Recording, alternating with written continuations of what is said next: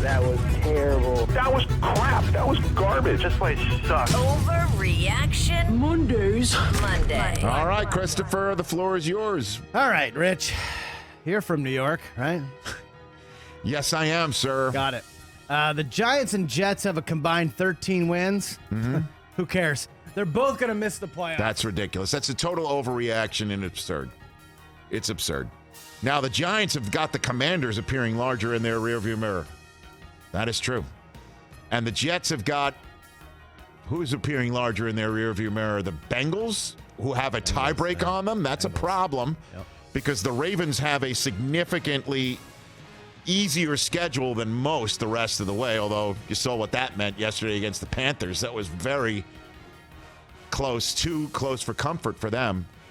I'll say that's an overreaction. Cinderella's carriage turned into a pumpkin for New York football on Sunday. And the problem is for the Jets is they got the Bears coming in on a 3-game losing streak, but Justin Fields is coming in, and they're coming into the Jets' house. And everything that's happened this week, Zach Wilson's got a huge public appearance next when he's got his next media availability where he's going to have to clean up on aisle no. In his answer to, did he let the defense down? He kept on answering questions just to get off the podium because he didn't want to hear the criticism, or at least the criticism implied by the questions. And that doesn't cut it. And here comes Justin Fields from his same draft class in that building. He's got a lot to do all week long, and then on Sunday, and then a huge game for the Giants on Thanksgiving. Because they can get swept by the Cowboys, and that is a major problem for them. So I'll say for the moment it's an overreaction, but there's still work to do. What else you got over there, Giants Chris? still play Commanders twice and Eagles twice. Which means they can win the division. Or go 0 for 4. They could. Well, But what I'm just saying is that they have in front of them the ability to win the division. True, but they're not, because hit them with the Heineke, Rich. Commanders are making it. 5 out of 6. Heineke's the man. Washington to the playoffs. Atlanta at the Giants bye, a home for the Giants at San Francisco, home for a Deshaun Watson-led Cleveland Browns team, and then home for Dallas. Ooh. I mean, they've got it in front of them. But I'm not going to sit there and say they're making the playoffs. They're still the 49ers, and don't sleep on the Seahawks coming off of their bye week from Germany. Somebody who loses the NFC West is going to be a potent threat at the 6 or 7 seed.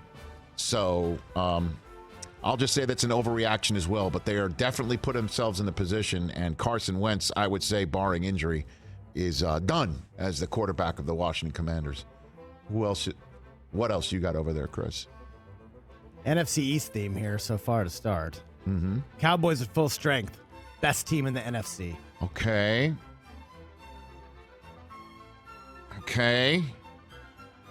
Remember, will say they weren't full strength when they played the Eagles. I will say DJ. that is not an overreaction. I would say San Francisco is still in that mix as far as I'm concerned.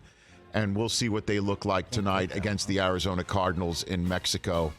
And in terms of you're wondering whether I react properly or not, the United States had almost an own goal for them, and then a follow-up shot on goal that was very close to putting them up 1-0, and I didn't react at all. So I understand reactions, I would've went nuts. and I'm able to focus on what you're positing, and then making sure that everything is straight and narrow for my responses.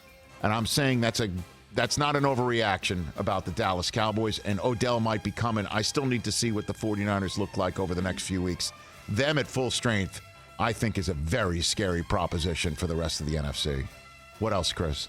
You watch a lot of AFC East football, Rich, right? Yeah, sure. Would you say the Bills have their future quarterback? Yes. Would you say the Dolphins have their quarterback of the future? Yes. Neither Zach or Mac are the QBs of the future for the Jets and Pats. I don't think they stink. I don't think that's an overreaction at all. I don't think you could sit here and say they stink, because I'd like to say we use better language than that. We can stink is cleaning it up. We can. All right, let me ask you this real question. Yes. Real question. Yes. Which of those teams, Patriots or Jets, more likely to have being quarterbacked by Derek Carr next year? Because I would take him in a second. I would too, right now. He's not going to be on the Raiders next year. The Jets have a chance to win now, and I don't think anybody saw that right now. And everybody thought that Zach would grow along with this team as it grew, not that it was growing past him. And he needs to catch up fast and is not apparently able to do so. I'm not saying he's unwilling to do so. It might be unwilling to focus on the stuff that can get him there faster than his just pure natural skills. That's the way it looks to me sitting in Los Angeles watching these games on television. Both defenses are really good. Brees Hall is probably a little bit better than Ramondre, but now Brees is out. Pats have better tight ends. Jets have better receivers. I mean, it's even. Pick a team, and I think you can contend with Derek Carr. I don't know. I think Mac Jones has been stunted by, all you got to do is watch the All-22 Twitter led by Dan Orlovsky, and whatever the hell their scheme they're doing and whatever they're calling isn't really being helpful. But I would say the Jets have got, if in the next 2-3 weeks don't do well, they have to consider telling Zach, you're done for the moment. You sit back and watch a little bit longer while we try and win a playoff berth and go in the veteran route.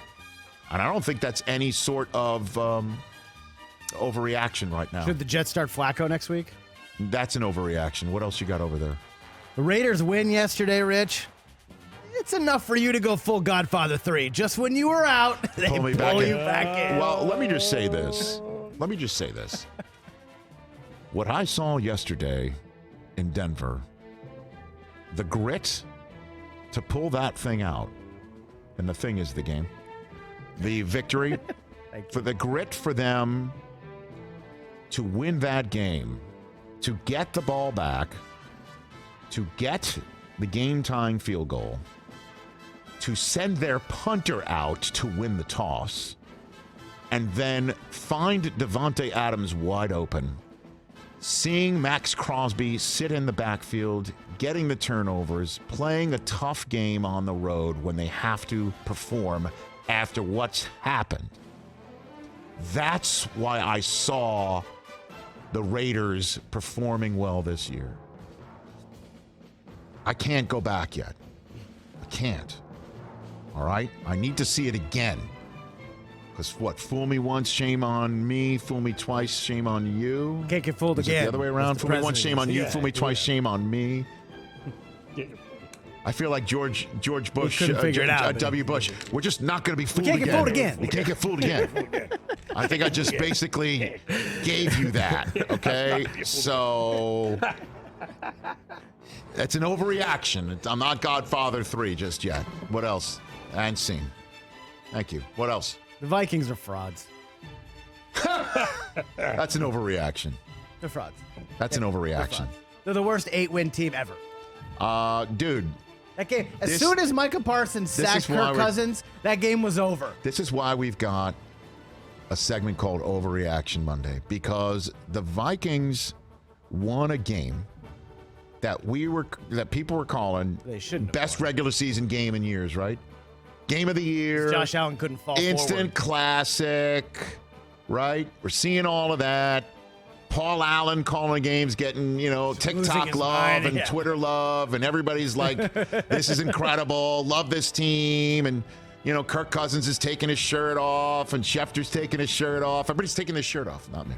We snatched them chains. But, I mean, all of that. You did. Yeah. You did. Take rings off. Take minks off. Full Aqib Talib. Ante up. Everything off. Hey, and so you don't deserve that. You can go from you win. My grandmama gave me that chain. Yeah, you win game of the year, and now you're a fraud.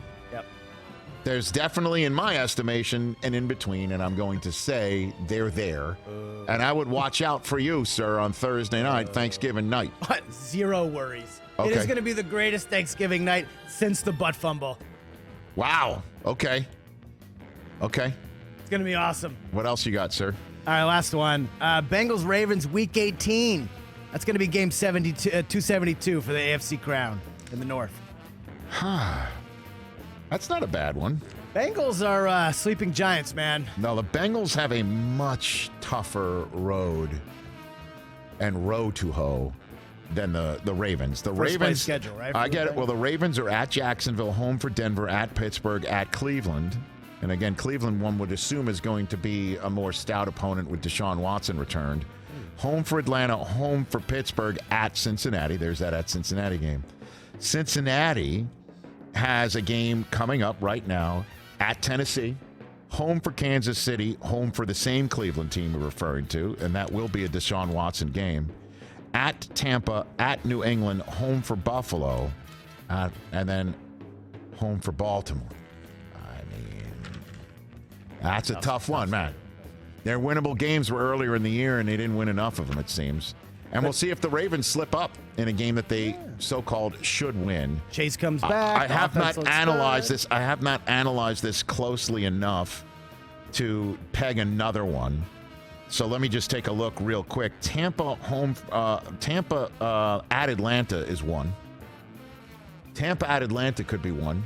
I mean, why wouldn't the league want Tom Brady to play in the last game? It could be his last game of his career if he doesn't make it, right? True. He's already tweeting out to his at Fox Sports friends in advance of the World Cup. Just take a look at his Instagram story feed coming on the air. I don't know. That's not a bad one to peg. Denver and Los Angeles Chargers doesn't really strike me as anything. Yeah. Rams at Seattle would have been one. I don't think that's anymore. The Rams have lost 4 in a row for the first time under Sean McVay. Might not be a bad one, Chris. You got Dallas and the Commanders, though. That's not a bad one either. Catch the Rich Eisen Show every single day on the Roku channel, 12 to 3 Eastern, for free.